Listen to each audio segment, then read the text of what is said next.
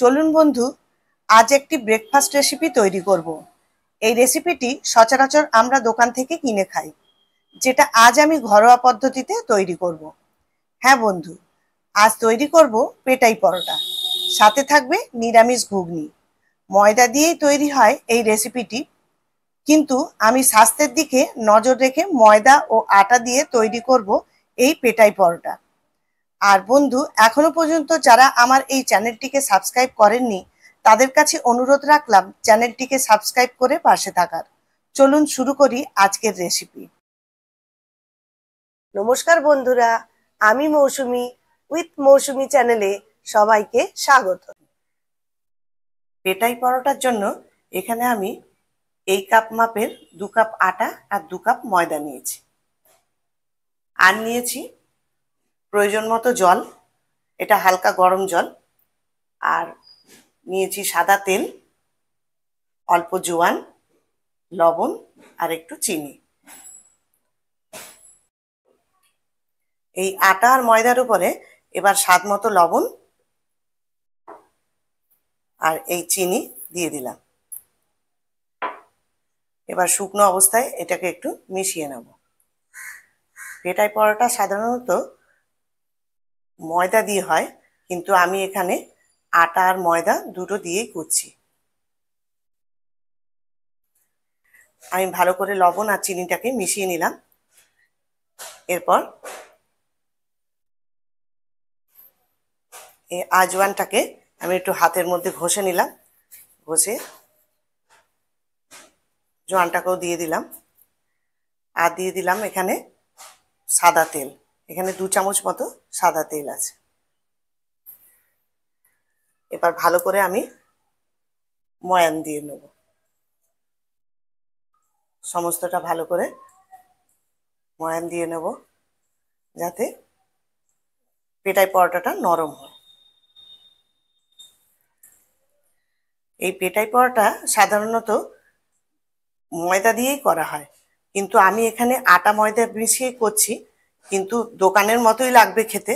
এটা খেতে কোনো অংশে কম নয়, খেতে খুবই ভালো লাগে। তো একবার এই আটা আর ময়দা মিশিয়ে করে দেখবেন, খুবই ভালো লাগবে। তো আটা আর ময়দাটা আমি এখানে ভালোভাবে ময়ান দিয়ে নিয়েছি। এবার এখানে হালকা গরম জল যে করে রেখেছি, এটা প্রয়োজন মতো গরম জল দিয়ে আমি এবার ময়দাটা আটাটাকে মেখে নেব। একটু সফট করে মাখবো। অল্প অল্প জল দিয়ে মাখতে হবে। একেবারে বেশি জল দিয়ে দিলে ডোটা তৈরি করতে অসুবিধা হবে। তাই যখন জলটা লাগবে তখন জলটা দিয়ে দিয়ে আস্তে আস্তে মাখতে হবে। আমি এইভাবে পুরো আটা আর ময়দাটাকে মেখে নেব।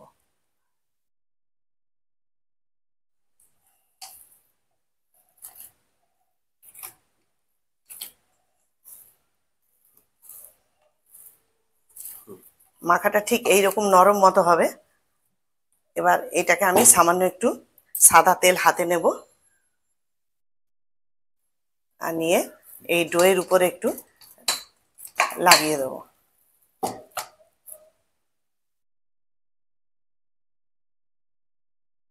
দিয়ে 5 মিনিটের জন্য রেখে দেবো, তাহলে এটা সেট হয়ে যাবে। 5 মিনিট হয়ে গেছে। এবার এই ডোটাকে আরেকবার একটু মেখে নেব।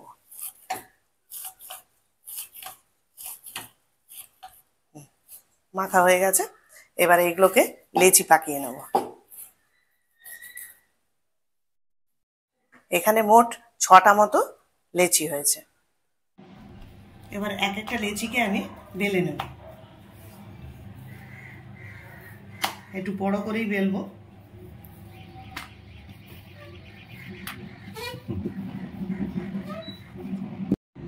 এবার এইভাবে এটাকে একটু কেটে নেব।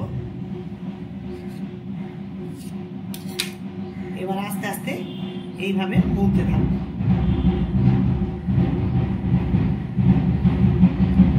সমস্তটা এইভাবে মুড়বো।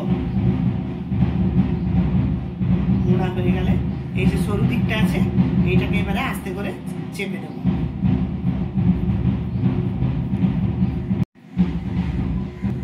এইভাবে সবগুলোকে আমি এইভাবে রেডি করে নেব। এবার হাতের মধ্যে একটুখানি তেল নিয়ে নিয়ে আবার লেচিটাকে এরকম গোল করে আবার বেলে নেব। এইভাবে একটু পাতলা পাতলা করে বেলে নেব।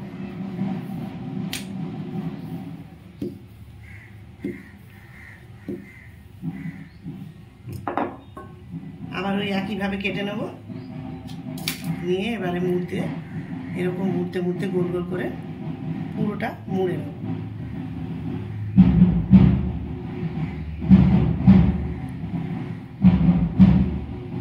এই যে সরু মতো দিকটা আছে ওটাকে এবারে ভেতরে বসিয়ে দেব। সমস্ত লেচিগুলোকে আমি রেডি করে নিয়েছি। এদিকে আমি ঘুগনির জন্য মটর আর আলু একসঙ্গে সেদ্ধ করে নিয়েছি। সেদ্ধ করে রেখে দিলে তাড়াতাড়ি হয়ে যায়, আলাদা করে আর সেদ্ধ করে নিই। মটরের সঙ্গে একবারে আলুটাকে আমি দিয়ে দিয়েছি। এবার এই আলুটার আমি খোসা ছাড়িয়ে নেব।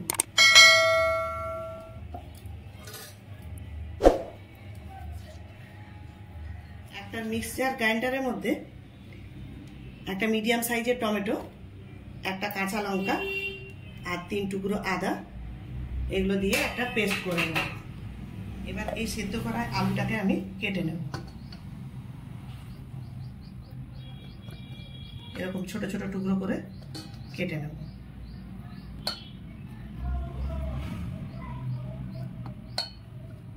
এদিকে কড়াই বসিয়ে দিয়েছি। এবারে প্রয়োজন মতো আমি এখানে 2 চামচ তেল দেব। আমি এখানে নিরামিষ ঘুগনি তৈরি করছি, তার জন্য এখানে একটা শুকনো লঙ্কা, 1/2 চামচ জিরে আর একটা তেজপাতা ফোড়ন দেব। আর দেব কিছুটা হিং। ফোড়নটাকে একটু ভেজে নেব। ফোড়নটা ততক্ষণ ভাজবো যতক্ষণ না সুন্দর গন্ধ বেরিয়ে আসছে, ততক্ষণ ফোড়নটাকে একটু ভেজে নেব।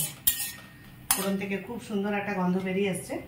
এবার এর মধ্যে মিক্সিতে যে পেস্ট করে রেখেছিলাম আদা, কাঁচা লঙ্কা আর টমেটো, সেই পেস্টটাকে দিয়ে দেবো।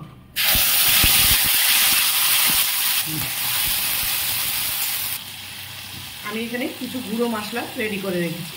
এখানে 1/2 চামচ ধনে গুঁড়ো, 1/2 চামচ লঙ্কার গুঁড়ো, 1/2 চামচ হলুদ গুঁড়ো, 1/2 চামচ জিরে গুঁড়ো আর 1/2 চামচ কাশ্মীরি লঙ্কার গুঁড়ো, এগুলো দিয়ে দেবো। এখানে মিক্সি ধোয়া জলটাও দিয়ে দেবো। এবার সমস্ত মশলাটাকে ভালো করে কষে নেব। ফ্লেমটাকে আমি এখন মিডিয়ামে রেখেছি। এবার স্বাদ মতো লবণ দিয়ে দেবো। আর যে আলুটাকে কেটে রেখেছিলাম সেই আলুটাকেও দিয়ে দেবো। আলুটাকে মশলার সঙ্গে কষিয়ে নেবো। আলুটা যেহেতু আমার সেদ্ধ আছে, আমার তাড়াতাড়ি হয়েও যাবে, তাই আমি আলুটাকে সেদ্ধ করে রেখেছিলাম।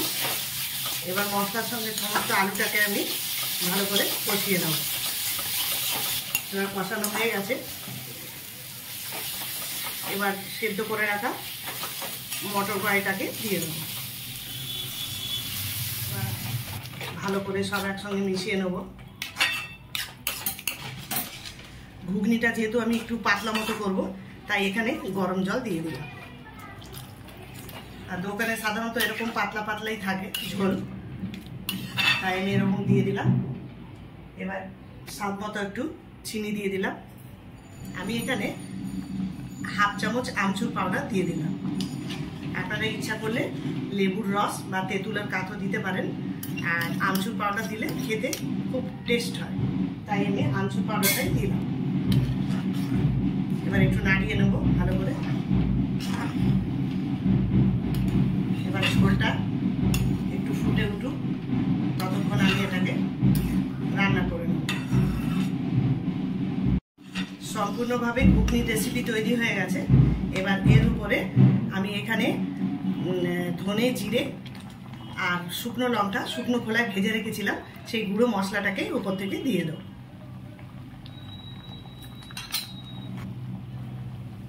এবার উপর থেকে ধনে পাতার কুচি দিয়ে দেবো। এবার আমি এটা অন্য পাত্রে নামিয়ে রাখবো।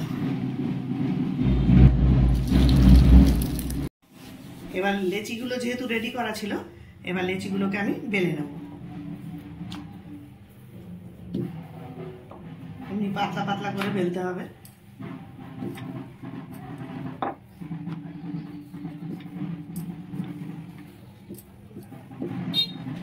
এদিকে আমার তাওয়া গরম হয়ে গেছে, এবার এইটাগুলোতে সেঁকে নেব। একদিকটা সেঁকে নিয়েছি, উল্টো দিক করে নিলাম। একটু তেল দেব, বেশি তেল দেবো না, অল্প তেল দিয়ে দিয়ে এটাকে ভাজবো। দুদিকটাকে ভালো করে ভেজে নেব। দুদিকটাকে ঘুরিয়ে ঘুরিয়ে ভালো করে ভেজে নিতে হবে, যাতে কাঁচা না থাকে। আর আমরা যেহেতু ঘরে করছি, বাচ্চারা বড়রা সবাই খাবে। আর পিঠাই পরোটাতে তো জোয়ান দেওয়া হয় না, কিন্তু আমি জোয়ান দিয়েছি। এটা জোয়ানটা হজমের জন্য ভালো, অম্বল হবে না। একদম ঘরোয়াভাবে করছি, এটা করে দেখবেন, খুব ভালো লাগবে খেতে। হয়ে গেছে, আমি এটাকে এবারে একটু নামিয়ে রাখবো। আবার একটা বেলে রেখেছি, যতটা বড় করা যায় করেছি। এটাকেও ভালো করে সেঁকে নেব। প্রত্যেকটা পরোটা আমি এইভাবেই ভেজে নেব। আর এটা বেশি তেল লাগে না, অল্প তেলেই ভালো লাগে।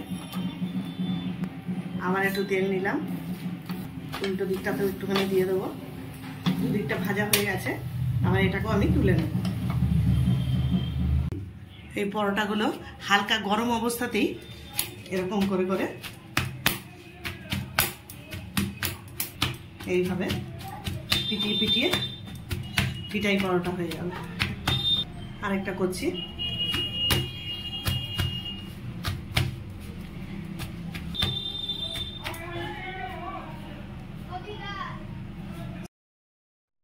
আমার তৈরি হয়ে গেল খুবই সুস্বাদু ব্রেকফাস্ট রেসিপি, পেটাই পরোটা, সাথে নিরামিষ ঘুগনি। আমি যেমনভাবে তৈরি করলাম ঠিক এইভাবেই তৈরি করে ফেলুন সকালবেলার জলখাবার। যদি রেসিপিটি ভালো লাগে, লাইক ও শেয়ার করবেন, আর কমেন্ট করে জানাবেন রেসিপিটি কেমন হয়েছে। আবারও আসবো নতুন কোনো ভিডিও নিয়ে। সবাই ভালো থাকবেন, সুস্থ থাকবেন। ধন্যবাদ।